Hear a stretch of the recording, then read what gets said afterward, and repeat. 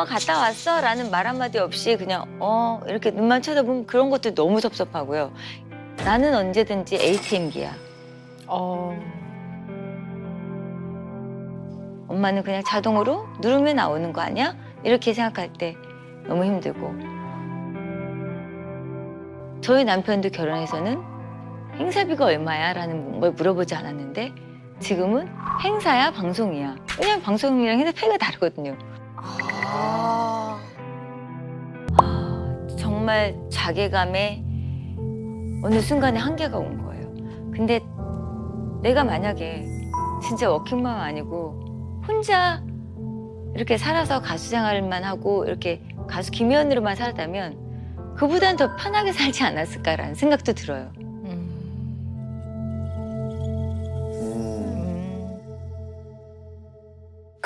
뭐 일을 안 하시는 엄마들도 이런 생각 정말 많이 공감하거든요. 근데 또 이제 일까지 하는 저의 입장으로서는 좀 가슴이 꽉 막히는 부분이 좀 생기는 것 같기도 해요. 너무 힘드셨을 것 같다 이런 생각이 드네요. 이게 지금 하나도 아니고 4명이 다 예체능을 하고 있고 그러면 이게 학비도 만만치 않을 것 같은데. 그냥 대략 잡아서 골프는 1년에 1억 이상인 것 같아요. 네. 민지 같은 경우는 이제 미국을 가면 뭐 또 꽤 많이 들겠죠. 그리고 셋째, 넷째는 개인적으로 뭐 트레이닝도 받아야 되고 개인 레슨도 받아야 되고 그것도 어마어마하더라고요. 저희 한 달에 들어가는 고정적인 생활비가 있지 않습니까? 근데 그게 규모가 사실은 뭐 이렇게 생각했던 것보다 작지 않습니다. 그러다 보면 정말 111? 돈 밖에 몰랐어요. 가족여행 갔다가도 행사가 들어오면 엄마 일하러 가야 돼? 그럼 저희 아이들이 저희 엄마는요 행사만 들어오면요 돈 벌러요 뺨이다 하고 가요. 이렇게 인터뷰를 방송에서 이렇게 할 정도로 그러니까 아이들은 이렇게 지난 거 항상 곱씹어서 얘기합니다. 엄마 나 입학식 때 안 왔잖아. 엄마 나 운동회 때 안 왔잖아. 근데 뭐 입학을 하거나 졸업할 때 제가 못 가면 정말 심지어는 저희 후배 이모들을 동원해서라도 보냈고 체육대회 제가 가서 못 뛸 때는 정말 달리기 잘하는 이모를 보내서 같이 엄마 근데 그게 아이들한테는 전혀 엄마의 노력을 이렇게 보이지가 않았던 거죠. 아이들 눈에는. 그냥 엄마가 없었던 걸로만 기억하는 거죠. 그렇죠. 근데 제가 이제 이 얘기를 들으면서 저도 이렇게 마음이 짠한 게 각자 본인의 위치에서 최선을 다하는 거거든요. 그러니까 혜연 씨는 자신과 가족을 위해서 열심히 일하시고 아이들 뭐 졸업식 이럴 때 못 가면 그 상황에서 최선을 다해서 뭐 아이들 이렇게 좀 기억에 남게 뭐 친한 이모도 동원하고 할 수 있는 거 최선을 다하셨어요. 그런데 최선을 다하는 거는 완벽한 거하고 이퀄은 아니에요. 최선을 다할 뿐이지. 우리 인생은 늘 최선을 다하고 사는 겁니다. 다만 혜연 씨가 느끼는 요즘에 이런 감정은 약간의 서운함인 것 같아요. 특히 가족들에 대한. 네, 서운함이 딱 생기는데요. 이 사람이 서운한 마음이 들 수 있거든요. 근데 대체적으로 사람의 이 내면 안에 마음 안에서 서운함이 딱 느껴질 때는 뭔가 내가 사랑을 기본 전제로 굉장히 희생을 했다는 생각이 쫙 깔려 있으니까 그런 마음 때문에 지금 이제 상대한테 대가를 원하는 게 아니라 약간 마음적으로는 기대하는 마음이 좀 있는 거죠. 그런 이제 기대하는 마음이 쫙 생기기 때문에 그 기대에 못 미칠 때는 약간 서운한 마음이 이제 마음 안에서 쫙 올라오는 거죠. 네.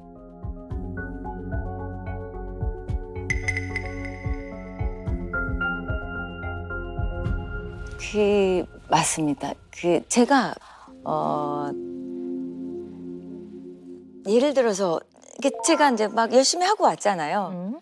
그러면 아이들이 아프거나 시어머님이 편찮으시면 저희 남편서부터 벌벌벌벌해서 응급실에도 갈 만큼 가는데 내가 조금 아프다 그러면 병원 가봐 빨리.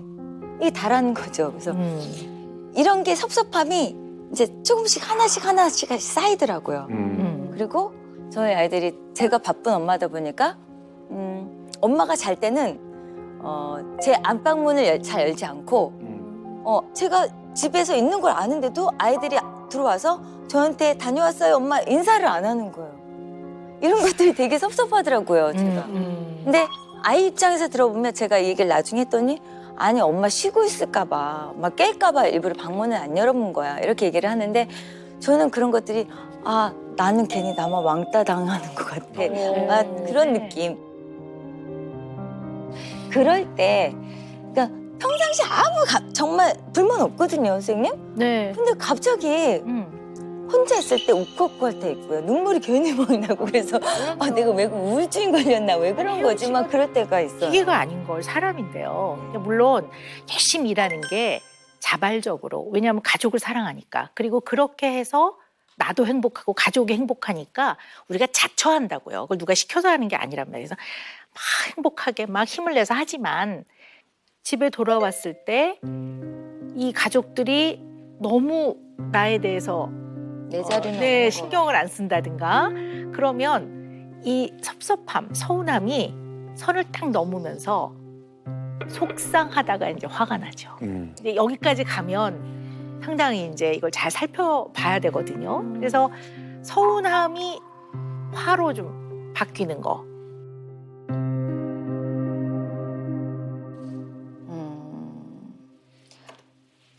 화가 날 때도 있었던 것 같아요. 그러니까 모든 사람들이 댓글에나 아니면 만나면 아이고 애 넷나냐고 수고는 했어. 뭐 낳기만 했지 시엄마가 다 키워줬잖아. 뭐 이렇게 말씀하실 때 네 그럼요. 저희 시어머니가 안 계셨으면 제가 어떻게 이렇게 활동해요. 그럼요. 당연하죠. 이렇게 얘기하는데 그럼요 하면서 속은 되게 아파요.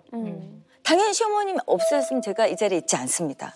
그러나 정말 저는 지금까지 항상 아이들 먹는 장은 제가 봅니다.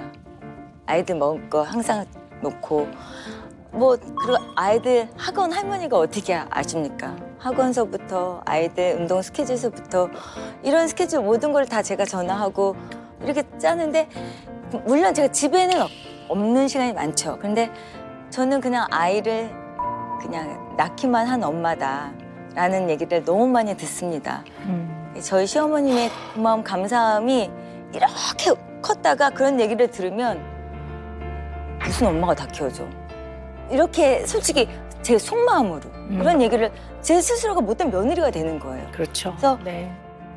아이를 그냥 낳기만 한 건 아니라는 물론이죠. 그럼요. 그게 가족의 어떤 의논을 통해서 협동하는 게 가능했기 때문에 각자의 위치에서 최선을 다한 거지. 그거를 애를 무슨 내팽개치고 그렇게 한 것처럼 받아들이는 거는 다른 건 몰라도 엄마 입장에서는 굉장히 심장을 찌르는 것 같은 이게 굉장한 상처로 남으실 것 같아요. 저도 개인적으로는 뭐 저도 일하는 사람이니까 평생 일을 하고 사는데요. 저는 웬만한 거에는 좀 잘 제가 소화를 해요. 왜냐하면 제 직업 자체가 제가 평생 동안 해온 일이 사람을 이해하는 거기 때문에. 근데 저도 제가 제일 견디기 어려운 거는 엄마로서의 저를 건드릴 때. 근데 딱 어떤 한 분이 지속적으로 악플을 써요. 근데 같은 내용을 여러 군데에 퍼다가 네. 올리는데 내용이 뭐냐면 예전에 제가 했던 무슨 무료 강연에 왔었는데 저분은 애를 직접 안 키웠다고 본인이 얘기하더라. 저 애 직접 키웠거든요. 물론 일하러 나갔을 때는 네. 저는 합가를 하고 살기 때문에 부모님의 도움도 받고 그렇게 키우는 거지. 일 딱 끝내고 집에 오면 손만 닦고 그다음부터는 육아. 네. 네, 그리고 일이 없는 날은 하루 종일 아이랑 시간을 보내고 나름의 최선을 다하는 이제 그런 삶인데 정말 찾아가서 아니거든요. 이렇게 하고 싶더라고요. 다른 거는 정말 안 그래요. 근데 그거는 정말 폐부를 찌르는 네, 맞습니다. 굉장히 아프고 견디기가 어렵더라고요. 저도 워킹맘이지만 다른 일반 엄마들, 워킹맘 엄마들도 회사 일, 다른 일을 보고 집에 들어오면 씻고 쉬지 않습니다. 맞습니다. 아이들 먹거리 챙기고 청소해야 되죠. 또 집 그러니까 24시간 가동 중인 거예요. 근데 뭐 제가 했던 노력이 아이들한테 성에 차지 않았던 거죠. 지금은 그래도 제가 많이 좋아졌지만 한 5년 전쯤에는 사실은 무대를 못 올라갈 만큼 제가 심각하게 목 상태가 안 좋아졌었어요. 그러셨군요. 무대에서 제가 행사의 여왕이라는 타이틀을 갖고 무대 올라가면 그 에너지를 발산하던 김혜연이가 무대 그 음악 소리에 심장이 막 뛰기 시작하는 거예요. 심장이 막 뛰고 무대 올라가면 숨을 못 쉬어요. 그러니까 호흡을 해야지만 노래를 해야 되는데 호흡이 안 되니까 노래를 할 수가 없는 거예요. 뭐 목소리 컬러도 허스키 보이스가 되고 음정을 잡아야 되고 고음을 쳐야 되는데 이게 걸려서 안 올라가는 거예요. 이제 난 다시 오는 법 없이 목표가 최고죠. 날 저렇게 시우던 욕구도 소리 한번 질러주세요. 너무 창피하고 너무 미안하고 네. 내 스스로가 너무 무너지는 거죠. 근데 그거를 모르고 한 5년을 그냥 지나갔는데 길다. 안 되겠더라고요. 그래서 저희 남편한테 여보 나 노래 그만둬야 될 것 같아. 이런 상황을 이제 제가 얘기를 했죠. 울면서. 나 지금 사실 너무 힘들어. 그래서 처음으로 남편 손을 잡고 병원을 갔어요. 그냥 목을 많이 써서 목소리가 안 나오니까 이런 줄 알았는데 제가 공황장애를 앓고 있었더라고요. 그걸 저는 이게 공황장애인지 몰랐던 건데 그래서 남편이랑 같이 가서 이제 상담을 받고 공황장애라는 진단을 받고 제가 심정으로 너무 힘들 때 그리고 집에 들어왔는데 아이들은 뭐 쳐다도 안 보고. 이렇게 그냥 한번 쳐다보고 이렇게 근데 그거에 너무 무너지는 거예요 제가. 그러니까 가족들은 나를 도대체 어떻게 생각하는 거지? 나는 정말 원더우먼이 아니고 천하장사가 아닌데 엄마는 늘 천하장사로만 생각하는 거죠. 그리고 엄마는 늘 뭐 우리한테 해준 건 뒷바라지. 근데 저는 그 말이 더 서운한 거예요.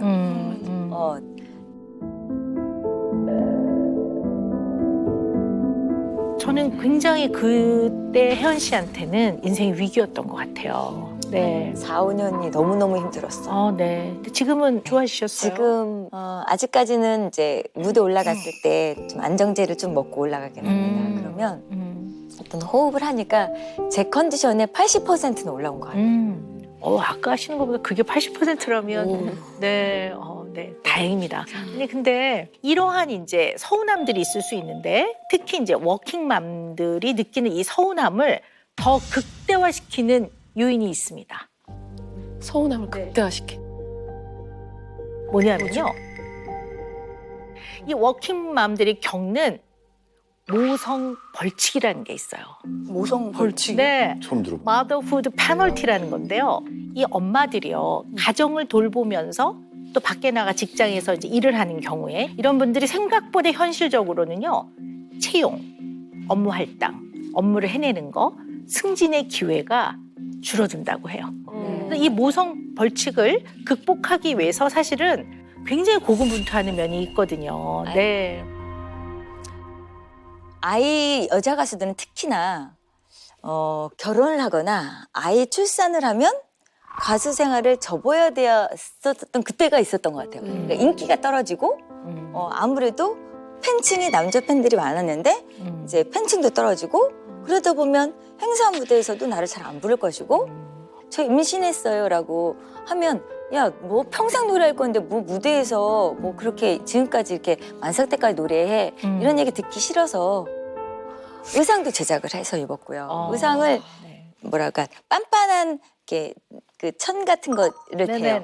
그러면 네. 배가 커버가 돼요. 앞에서 노래할 때는 코트 비슷하게 이렇게 되는 거죠. 네. 신데렐라 옷처럼. 그래서 네네네. 긴 롱을 입고 뭐 둘째 때는 유리구두라는 노래를 부르면서 노래를 했었는데 내 나이에 아이 4세 엄마인데 아유 저렇게 퍼진 아줌마 같은 아줌마가 올라와서 노래하네 이런 얘기 듣기 싫어서 무던히 되게 많이 노력합니다. 새벽 2시에 와서 운동하는 거는 뭐 비일비재고요. 모든 것들이 조금 예전의 노력에 2배 안 되고요. 한 3배, 4배, 5배 정도는 해야 될 것 같아요.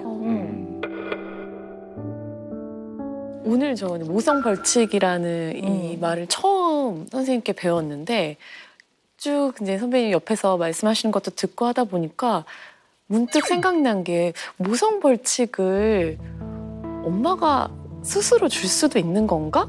이런 생각이 갑자기 들었어요. 왜냐하면은 이제 첫째를 가졌을 때 이미 그 작품을 출연하기로 얘기를 해놓은 상태였어요. 계약서 도장은 아직 안 찍었고. 근데 너무 바라던 아기고 너무 기쁜 일이고 너무 축하받아야 될 일인데 제가 그 말을 못 하겠는 거예요. 제가 이걸 말을 하면 그때는 뭔가 그 작품을 못하게 될까 봐 혹은 현장에서 나 때문에 뭔가 지연되거나 뭔가 사람들이 은지 씨 때문에 조금 배려해야 될 만한 상황이 자꾸 발생할까 봐 실제로 또 나중에 이제 작품 중간에 임신 소식이 이제 밝혀진 거예요. 저는 그러면 다음날 현장에 갔을 때 축하한다고 이렇게 얘기가 들려올 줄 알았는데 그럼 촬영을 이제 밤에를 어떻게 이렇게 하시는 말씀을 들은 거예요, 제가. 그래가지고 너무 속상하더라고요. 네. 윤지 씨 얘기를 잠깐 들으니까 저희 가수들이 가장 중요한 무대가 연말에 시상식이에요. 네. 근데 제가 그때는 이제 미리 가르쳐주면 어떻게 준비가 되겠지만 그때 발표를 하잖아요. 그렇죠. 근데 제가 12월 6일 날 출산을 했는데 근데 당연히 제가 조리원에 있으면 시상에 올라갔다가 또 빠지겠죠. 그래서 절대 사무실에서 나 애기 출산 한참 전에 하고 쉬고 있다라고 얘기해라. 조리원에 있다는 얘기 하지 말아라. 이런 얘기를 한 적이 있어요. 네. 그래서 제가 다행히 그때 올해의 가수상을 받게 됐죠. 아유, 네. 그러니까 우리 혜연 씨도 일단은 가장 중요한 게 또 아이들 넷이나 되고 그러니까 어떻게 하면 잘 키울까, 이 가정을 어떻게 잘 꾸릴까 하는 이제 그런 마음에 이 일하는 여성들이 많이 겪는 이 모성 벌칙을 극복하고 워킹맘으로서 정말 최선을 살기 위해 굉장히 노력을 하셨던 것 같아요. 근데 그러다 보니까 어떤 경우는 너무 지나치게 열심히 하면서 몰두를 하는 거죠. 그러다 보면 양육죄책감이 또 생기죠.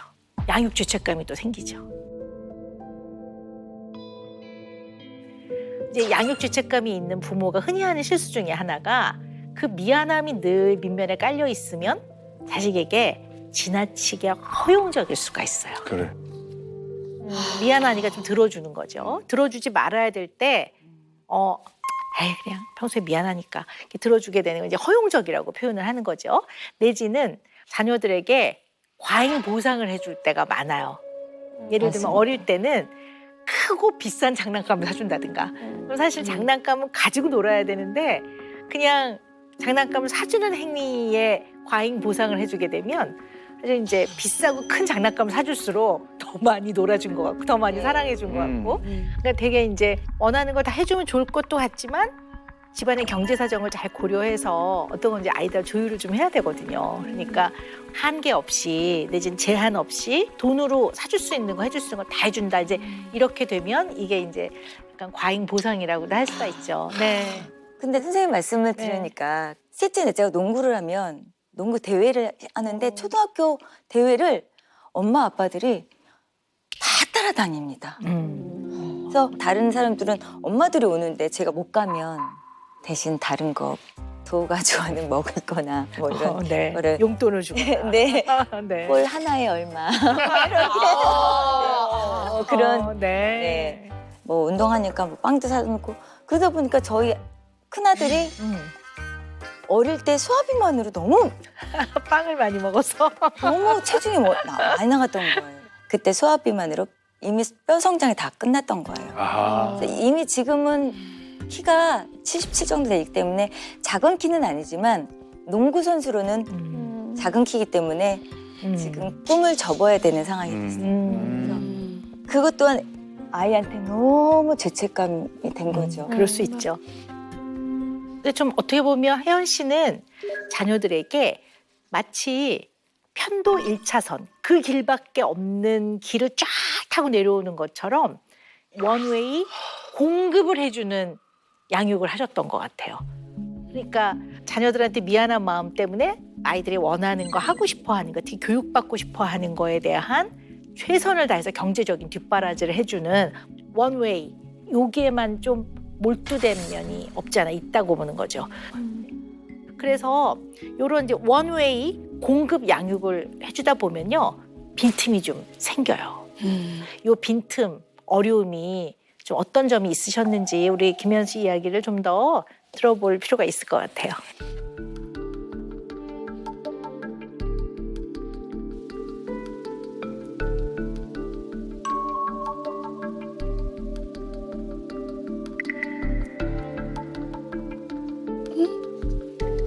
누구?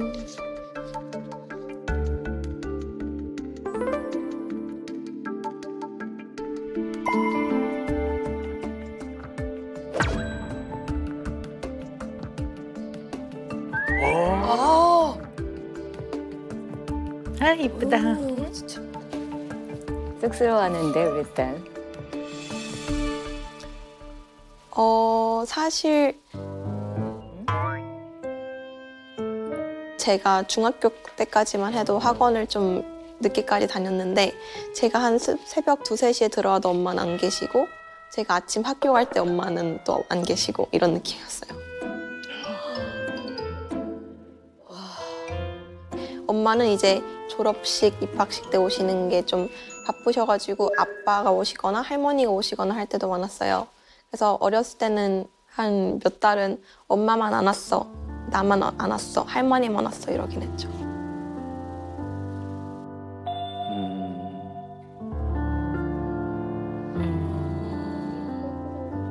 근데 그때는 진짜 바쁘셨어요. 그러다 보니까 민지가 어렸을 때 엄마 아빠를 너무 깜짝 놀라게 한 적이 있어요. 누가 쫓아와요. 누가 칼로 위협해요. 누가 쫓아와요. 누가 칼로 위협해요. 어머 정말? 어머. 어머나. 맨날 집 앞에서 자기 기다려요.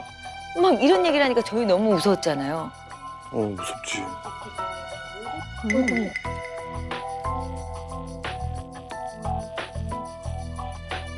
CCTV며 모든 걸 다 관찰했는데 며칠간을 경찰분들이 이렇게 따라다녔는데 아무 일도 없더라는 거예요. 아이고. 그게 이제 심리 상담 선생님께서 그 왜 그랬니? 그랬더니 나중에 관심을 받고 싶어.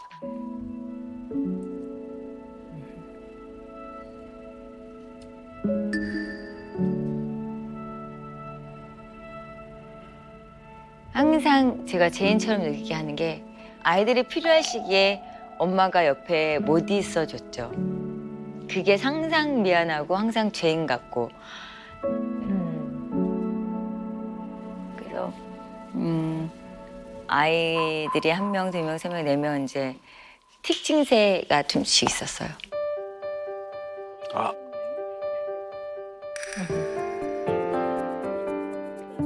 셋째는 아직도 머리를 이렇게 꽈요. 막내도 지금 약간 좀 불안하고 하면 눈을 깜빡거리는 특징이 있어요.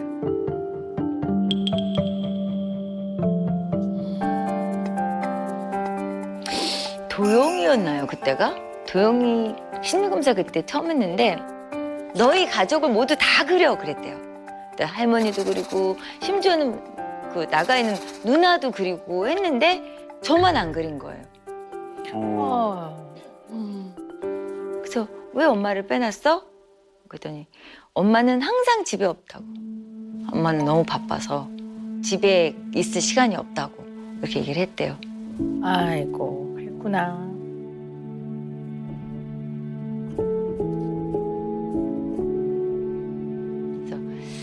그거 얘기 들으면서도 되게 좀 느끼는 게 되게 많았죠. 물론 할머님이 옆에 계시고 아빠가 있지만 저의 부족함이 아닐까라는 생각이 들어요. 맞습니다. 아유, 속상하셨겠다. 네. 그냥 엄마는 엄마의 그 위치에서 최선을 다한 건데, 그죠?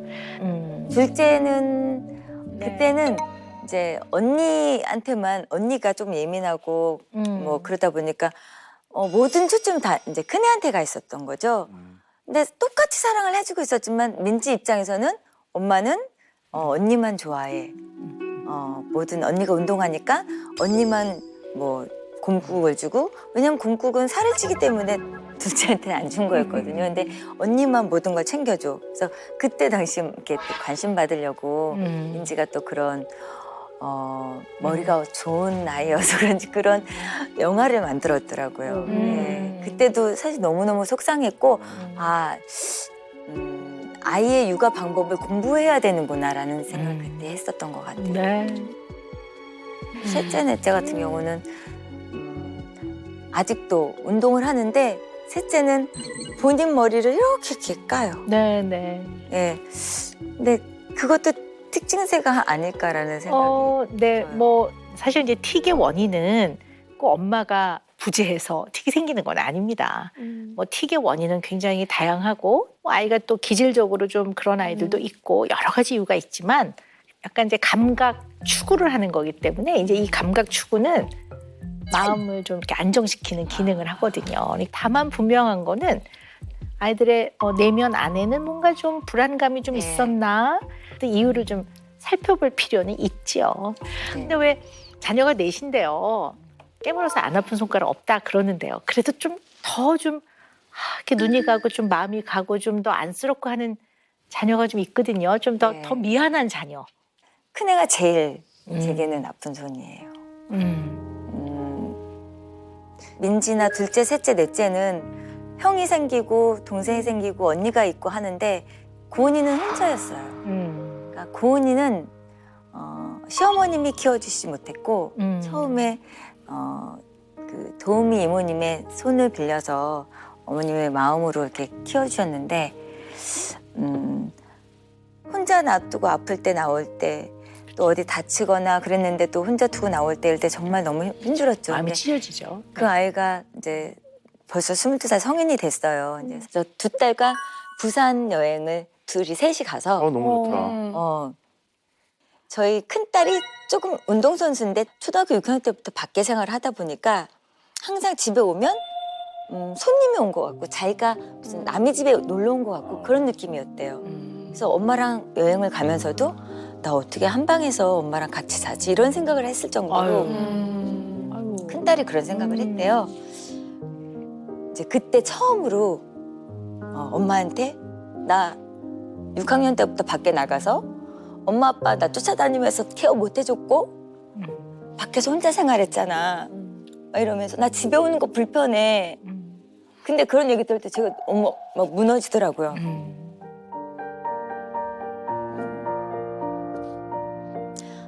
정말 진짜 해준 게 없구나. 근데 제가 거기서 눈물이 막 쏟아지니까 그때 얘기를 하게 되더라고요. 우리 은희 너무 미안해 엄마가. 그랬더니 제가 또 뽕뽕 너 사과하고 하니까 저희 딸이 또 아니야 엄마 내가 잘못했어 해서 저희 뭐 그때 완전히 네. 새로운 계기를 만들었죠. 그러니까 이제 집보다는 밖에 나가서 이제 훈련하고 바깥 생활을 많이 하니까 네. 집이 싫은 게 아니라 좀 어색한 거지. 같이 한 경험과 공유한 시간이 많지 않으니까 친하지 않은 거죠. 네, 싫어하는 건 아니에요. 네, 그러다 보니까 어색한 거죠, 좀. 네. 그러니까 저도 이렇게 고객님처럼 이제 결혼하고 애 쌍둥이라고 해서 갑자기 어디서 그런 책임감이 나왔는지 돈을 많이 벌어야 된다. 첫 자식 굶기면 안 된다.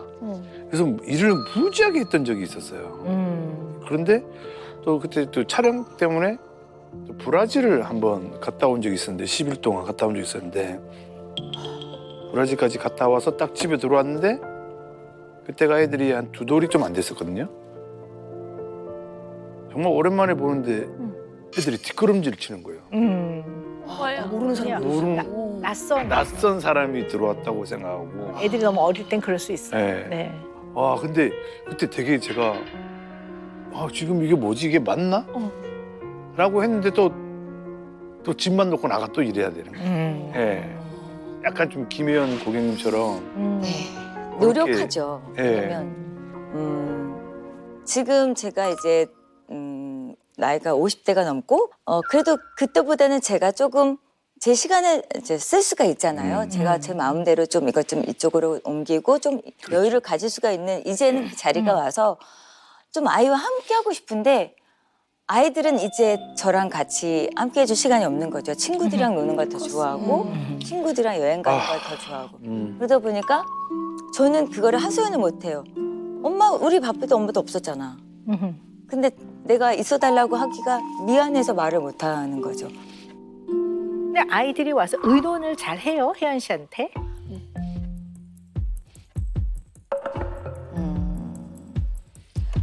글쎄요. 그렇게 저한테 힘든 얘기를 많이 안 하는 것 같아요. 네. 저는 사실 스타일이 엄한 엄마였어요. 그래서 아이 넷 모두 다 아빠만 좋아하는 것 같고 저는 그냥 이제 옛날 콩쥐팥쥐처럼 계모인 것 같은 느낌이 드는 거예요. 네. 아이들이 조금 어려워하는군요, 엄마를. 네.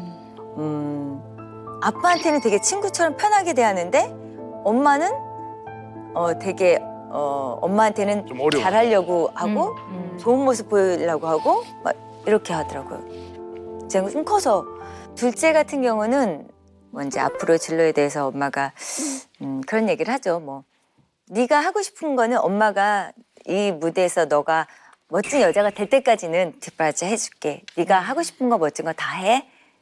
네가 열심히 시간을 허비하지 않고 했으면 좋겠어라는 대화를 하죠. 그러다 보니 딸한테 그냥 네가 열심히 하는 만큼 엄마는 항상 난 병풍이 될게라는 얘기를 항상 했었던 거고. 네. 아니 근데 말씀을 들어보니까요, 이렇게 눈에 확 띄는 게 있는데요.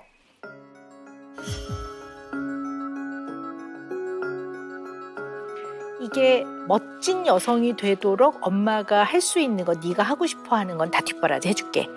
그 대신 네가 열심히 하는 한도네. 저기서. 그렇죠. 근데 이게요, 매우 성취지향적인 부모예요. 근데 저를 위해서가 아니라 너의 인생을 위해서. 근데 그래도 그게 성취지향적인 거예요. 나의 성취는 아니지만 뭔가 열심히 해서 그 열심히 하는 과정에서 내가 뒷바라지를 해줄 테니까 성취를 해. 약간 이런 거거든요. 그리고 그 문장 완성 검사 하신 거 있거든요. 뭐라고 돼 있냐면요. 내가 정말 행복해질 수 있으려면 그랬더니 뒤에 무대가 필요하다. 내가 다시 젊어진다면 똑같이 열심히 살 것이다. 그리고 이제 왜 그 MMPI 검사 결과를 봤는데요. 어떤 게 눈에 띄냐면 성취감을 얻기 위해 끈기 있게 나는 노력해왔다. 아, 우리 혜원 씨는 좀 성취지향적인 특성이 있고 정말 최선을 다해서 열심히 사시는 분이구나. 좋은데 우리 혜원 씨는 자녀가 이룬 성취가 좀 중요할 수 있어요. 자녀가 이룬 성취가 좀 중요할 수 있어요. 자녀를 소개할 때요, 어떻게 표현하셨냐면 골프 선수 첫째, 뉴욕대 진학 둘째, 이렇게 주로 자녀의 어떤 타이틀이라든가 이룬 어떤 성취의 결과로 주로 설명을 하시거든요. 첫째는 골프 선수. 네, 맞습니다. 둘째는 이번에 NIU 뉴욕대 수시 합격을 했습니다. 어머나. 네. 축하드립니다. 감사합니다. 오. 셋째, 넷째는 농구를 하고 있습니다. 어쩐지 키가 크더라니. 네. 이거는 뭘 잘하고 못하고 문제가 아니에요. 그런 특징이 있으시다는 건데요. 어떤 부모는 뭐라고 얘기하냐면요.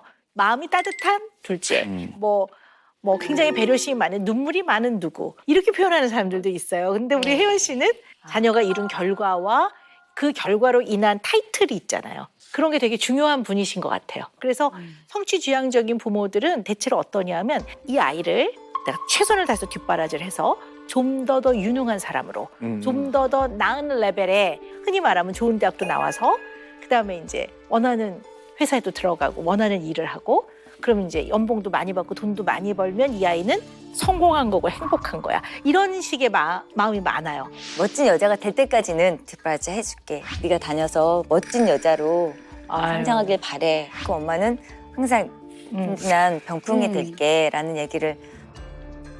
그래서 이 아이들이 원하는 어떠한 결과, 타이틀 이런 걸 이루게 하기 위해 경제적 뒷바라지에 굉장히 몰두하게 되는 거죠. 그래서 정말 너무 열심히 사셨지만 자녀가 이룬 결과와 타이틀에 너무 좀 집착을. 네, 중요하게 생각하면 이 애들이 부담을 느낄 수 있거든요. 근데 대다수 열심히. 부모가 그런 것 같아요. 근데 제가 스스로가 저는 뭐든지 진짜 열심히 하거든요. 제 생활을 모든 걸 하나 시작하면 끝장을 볼 때까지 운동을 시작해도 노는 것도 저는 되게 열심히 하거든요. 네네. 그러다 보니까 또 5년 중에 제가 아이들에게 부담을 주지는 않았나라는 생각이 그게 듭니다. 뭐 애들한테 이렇게 대놓고 뭘 요구하지 않아도 애들 보면 알아요. 자기 부모가 정말 열심히 사는 거를. 네, 맞아요. 근데 자기도 알아요. 그렇게 살아야 된다고 생각을 하는데요. 네. 어떨 때는 그래서 부모가 마음에 비빌 언덕이 안 들 때가 있어요. 아, 네. 이렇게 엄마가 고생하면서 내 뒷바라지를 해주는데 나도 그렇게 해야 되지 않을까? 이런 마음이 좀 있을 수 있어서 칭얼대거나 약간 힘든 얘기를 뭐 해봐야 짤없고 얄짤없고 그럼 이제 다음부터는 어차피 힘든 얘기 해봤자 이렇게 되면 아이들이 중간 과정에서 마음을 좀 비빌 언덕이 좀 없는 경우들도 좀 네. 없지 않아 있죠. 그래서 이제까지 걸어오셨던 삶을 한번 이렇게 되돌아본다는 시점에서 본다면 편도 1차선 같은 삶을 사셨기 때문에 어쩌면 아이들한테 있어서 엄마는 돈이 필요할 때 가서 의논하는 그러면 이제 네. 경제적인 지원이 필요할 때 가장 먼저 떠오르는 건 엄마인 거지. 네. 자녀와의 어떤 단단한 끈이 경제적 지원으로만 많이 연결돼 있으면 문제가 생기겠죠. 왜냐하면 성인이 돼서 더 이상 부모의 경제적 지원이 많이 필요 없어. 내지는 자기가 돈을 벌어. 그러면 부모하고 소통할 수 있는 거리가 되게 없어지는 거예요. 자녀들이 많이 이제 성인이 돼서 더 이상 뭐 업어주고 먹여주고 하는 그런 보육, 양육은 안 하시지만 여전히 부모는 성인이 된 자녀 앞에서도 부모의 역할을 늘 고민합니다. 그래서 부모의 역할이요, 다면적이어야 돼요. 그러니까 멀티디멘저널 해야 된다고 저는 표현을 하는데요. 이게 뭐냐면 5가지 꼭 기억을 좀 하셔야 될 것 같아요. 일단 자녀의 안전한 삶을 잘 책임질 수 있는 보호자 역할. 네. 이게 부모의 되게 중요한 역할입니다. 두 번째는요, 힘들 때 기댈 수 있게끔 심리적인 안정감을 주는 역할도 해야 돼요, 부모는. 네. 세 번째는 경제적으로 지원을 하는 역할. 또 네 번째는요, 이 부모를 통해 타인을 이해하는 것들을 배워나가기 때문에 사회화 교육도 시켜야 해요. 5번째는 자녀의 잠재 능력을 잘 발견도 하고 키워도 주는 선생님은 아니지만 교육을 해주는 교육자 역할.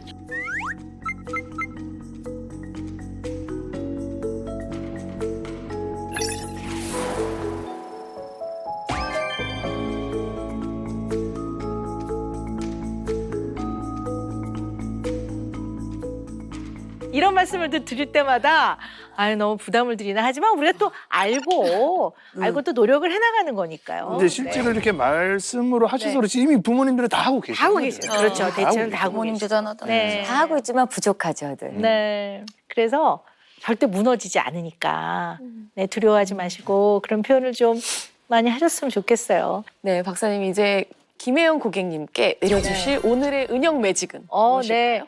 혜연 씨에게 드리는 은영 매직은요. 엄카는 제한, 엄사는 무제한. 이게 약간 운율을 살린 건데 엄카는 뭐냐면 엄마 카드. 무조건 경제적인 거에서 혜연 씨 이제까지 엄마가 알아서 해줄게 였거든요. 다만 경제적인 면에 있어서 이제는 엄마가 여기까지는 해줄 수 있어. 그 다음에는 너희들이 좀 방법도 찾아보고 알아보렴. 이렇게 하시라는 얘기죠. 그래서 좀 어느 정도 너무 갈아넣지 마시고 이제 제한을 좀 두는 것도 의논을 해보시라는 얘기고요. 그러나 엄마의 사랑은 무제한. 자, 잊지 마시라고 저희가 굿즈를 준비했습니다. 예쁘네요. 네. 그래, 갈아 넣지 마셔야지. 네. 그죠? 그러니까요. 건강을 지키셔야죠. 제가 제 스스로를 더 건강하게 잘 챙겨서 네. 저희 아들, 딸 4명 부모님 남편한테 잘하는 그런 사람이 되도록 하겠습니다. 특히 건강을 잘 챙기셔서 오래오래 뱀이다 이 노래 좀 해주시기를. 노래 너무 잘하시는데요? 네.